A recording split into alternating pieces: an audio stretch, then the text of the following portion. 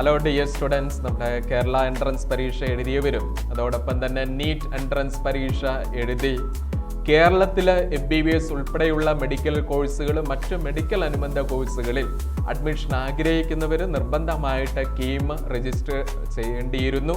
അതെല്ലാവരും തന്നെ ചെയ്തിട്ടുണ്ട്. കീം രജിസ്റ്റർ ചെയ്ത വിദ്യാർത്ഥികൾ ഈ ദിനങ്ങളിൽ ശ്രദ്ധിക്കേണ്ട കാര്യങ്ങൾ നമ്മുടെ കേരള എൻട്രൻസ് പരീക്ഷാ കമ്മീഷനുടെ ഒഫീഷ്യൽ വെബ്സൈറ്റിൽ കഴിഞ്ഞ ദിവസം ഒരു നോട്ടിഫിക്കേഷൻ വരികയുണ്ടായി. അതിലേറ്റവും പ്രധാനപ്പെട്ട കാര്യം, നമ്മളുടെ അപേക്ഷയിൽ എന്തെങ്കിലും രീതിയിലുള്ള ന്യൂനതകൾ ഉണ്ടെങ്കിൽ അത് പരിഹരിക്കാൻ വേണ്ടി ഒരവസരം കൂടി നൽകിയിരിക്കുന്നു. മെയ് മാസം 12-ാം തീയതി വരെ സമയമുണ്ട്. അത് കാൻഡിഡേറ്റ് പോർട്ടലിൽ നമ്മുടെ മെമ്മോ ഡീറ്റെയിൽസ് ക്ലിക്ക് ചെയ്യുമ്പോൾ ആപ്ലിക്കേഷൻ ഫോമിൽ ഏതെങ്കിലും രീതിയിലുള്ള കറക്ഷൻസ് ഉണ്ടോ, അതോടൊപ്പം തന്നെ നമ്മളുടെ പ്രൊഫൈൽ ആ പേജ് കംപ്ലീറ്റ് കാണുവാനുള്ള അവസരം ലഭ്യമാക്കിയിട്ടുണ്ട്. അപ്പോൾ അതെല്ലാം നമ്മളൊന്ന് ഒരിക്കൽ കൂടി ഒന്ന് റീചെക്ക് ചെയ്യുക. ഏതെങ്കിലും രീതിയിൽ അപ്ലോഡ് ചെയ്ത സർട്ടിഫിക്കറ്റുകളിൽ പോരായ്മകൾ മറ്റു കാര്യങ്ങളുണ്ടെങ്കിൽ തീർച്ചയായിട്ട് അത് പരിഹരിച്ച് അപ്ലോഡ് ചെയ്യാനുള്ള അവസരം 12-ാം തീയതി വരെ. മറ്റൊരു പ്രധാനപ്പെട്ട കാര്യം, നമ്മുടെ കാൻഡിഡേറ്റിൻ്റെ പേര്, ഫോട്ടോ, സിഗ്നേച്ചറിൽ ഇവയിൽ ഏതെങ്കിലും രീതിയിലുള്ള അപാകതകൾ ഒറിജിനൽ നെയിം, ഫോട്ടോ, സിഗ്നേച്ചറുമായിട്ട് ഉണ്ടെങ്കിൽ അത് പ്രൊഫൈൽ ഡിഫക്റ്റ് എന്നുള്ള ഒരു പരാമർശം ഉൾക്കൊള്ളിച്ചുകൊണ്ട് ഒരു മെയിൽ നമ്മളുടെ കേരള എൻട്രൻസ് പരീക്ഷാ കമ്മീഷനിലെ ഒഫീഷ്യൽ ഇമെയിലിൽ അയക്കുവാൻ വേണ്ടി പ്രത്യേകം ശ്രദ്ധിക്കുമല്ലോ.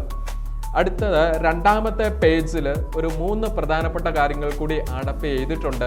അതും പ്രത്യേകം ശ്രദ്ധിക്കുക.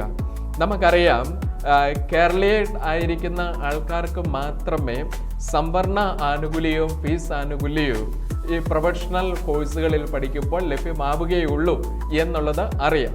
അപ്പം ആ തലത്തിൽ നമ്മളുടെ സർട്ടിഫിക്കറ്റുകളൊക്കെ അപ്ലോഡ് ചെയ്തിട്ടുണ്ട്.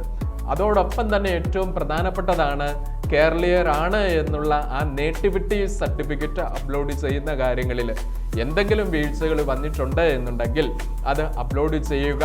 അത് യഥാർത്ഥത്തിൽ അപ്ലോഡ് ചെയ്തിരിക്കുന്ന ആൾക്കാർക്ക് മാത്രമേ മേൽ പറഞ്ഞ സംവരണ ആനുകൂല്യം, ഫീസ് ആനുകൂല്യം ലഭ്യമാവുകയുള്ളൂ എന്നുള്ള വസ്തുത നമ്മൾ മനസ്സിലാക്കുമല്ലോ. പിന്നെയുള്ളത്, എഞ്ചിനീയറിംഗ് കോഴ്സുകളിലേക്ക് അഡ്മിഷൻ ആഗ്രഹിക്കുന്നവർ എൻട്രൻസ് പരീക്ഷ എഴുതി അവിടെ കൊണ്ട് കഴിഞ്ഞില്ല. നമ്മളുടെ +2 ബോർഡ് എക്സാമിനേഷൻ്റെ റിസൾട്ട് വന്നതിന് ശേഷം മാർക്ക് അപ്ലോഡ് ചെയ്യുന്ന കാര്യം, അത് അനുവദിച്ചിരിക്കുന്ന സമയത്തിനുള്ളിൽ മാർക്ക് അപ്ലോഡ് ചെയ്യുന്ന കാര്യം മറക്കരുത്. അതുമായിട്ടുള്ള ഇൻഫർമേഷൻ വരും ദിനങ്ങളിൽ പരീക്ഷ റിസൾട്ടിന് ശേഷം നമ്മളുടെ എൻട്രൻസ് പരീക്ഷാ കമ്മീഷനുടെ വെബ്സൈറ്റിൽ വരുന്നതാണ്. ആ സമയത്ത് അത് ചെക്ക് ചെയ്ത് യഥാവിധ മാർക്കുകൾ അപ്ലോഡ് ചെയ്യുന്ന കാര്യം മറക്കാതിരിക്കുക. അതുപോലെ ഫാർമസി കോഴ്സുകളിലേക്ക് അഡ്മിഷൻ ആഗ്രഹിക്കുന്നവർ തീർച്ചയായിട്ടും നമ്മൾ എൻട്രൻസ് പരീക്ഷ എഴുതിയിരുന്നു. ആ എൻട്രൻസ് പരീക്ഷ എഴുതിയിരിക്കുന്ന ആൾക്കാർ ഫാർമസി റാങ്ക് ലിസ്റ്റിൽ ഉൾപ്പെടുത്തുന്നതാണ്. ഈ NRI ക്ലെയിം ചെയ്ത അപേക്ഷ ആപ്ലിക്കേഷൻ നടത്തിയ ആൾക്കാർക്ക് ഈ ആപ്ലിക്കേഷനിൽ എന്തെങ്കിലും ന്യൂനതകൾ ഉണ്ടെങ്കിൽ അത് പരിഹരിക്കുവാനുള്ള അവസരം പിന്നീട് നൽകുന്നതായിരിക്കും എന്നുള്ളതാണ് ഈ നോട്ടിഫിക്കേഷനിൽ പ്രതിപാദിച്ചിരിക്കുന്നത്. സോ ഇന്ന് പറഞ്ഞ കാര്യങ്ങളൊക്കെ എല്ലാവരും ശ്രദ്ധിച്ച് എന്തെങ്കിലും അപ്ഡേഷൻസ് നടത്താനുണ്ടെങ്കിൽ വൈകരുത്. മെയ് 12-ാം തീയതി വരെ ഉണ്ട് എന്ന് കരുതി അങ്ങനെ നിൽക്കരുത്. എത്രയും വേഗം അത് പരിഹരിക്കുക.